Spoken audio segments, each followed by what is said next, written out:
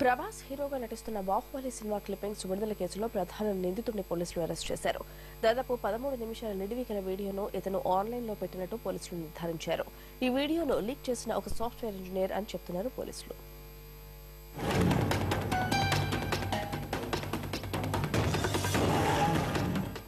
టీజర్లతో ప్రేక్షకుల్లో ఉత్కంఠ రేపుతున్న బాహుబలి సినిమాకు సంబంధించిన దాదాపు 13 నిమిషాల నిడివిగల వీడియో బయటకు లీక్ కావడం సంచలనం రేపింది.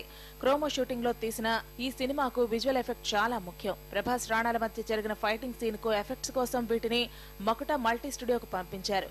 ఇక్కడ విజువల్స్ ఎఫెక్ట్ చేసే సమయంలో 13 నిమిషాల గల వీడియో కాపీ అయింది. దీన్ని ఆ సంస్థలో పనిచేస్తున్న వర్మ అనే సాఫ్ట్వేర్ ఇంజనీర్ చోరీ చేశాడు. ముందుగా ఈ వీడియోను ఆన్లైన్లో పెట్టి తర్వాత రోజునే తన మిత్రులకు వాట్సాప్ ద్వారా షేర్ చేశాడు. ఇది కాస్త అమెరికా వరకు వెళ్లింది. ఆన్లైన్లో కనిపించిన ఈ వీడియో లింక్ పై పెద్ద ఎత్తున చర్చ జరగడంతో బాహుబలి మూవీ టీం వెంటనే పోలీసులకు ఫిర్యాదు చేసింది.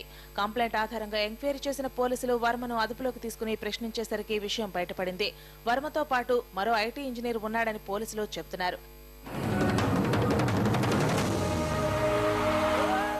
ఏది ఏమైనా సైబర్ క్రైమ్ పోలీసులు చాలా ఫాస్ట్ గా వీడియో లీకేజీలను కట్ చేయించడంతో భారీ నష్టం నుంచి బయటపడ్డామని ప్రొడక్షన్ హౌస్ చెబుతోంది. ఈ బాహుబలి కేసులో ఈ ఫిలిం షూటింగ్ అయిపోయిన తర్వాత విజువల్ ఎఫెక్ట్స్ కోసం మకుటా అనే కంపెనీకి ఇవ్వడం జరిగింది.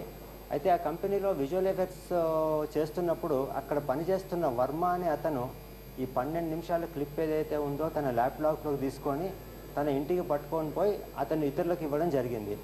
అక్కడి నుంచి అది ఇంటర్నెట్ యూట్యూబ్లోకి రావడం జరిగింది. కనుక ఇప్పుడు మేము ఈ వర్మని అరెస్ట్ చేయడం జరిగింది.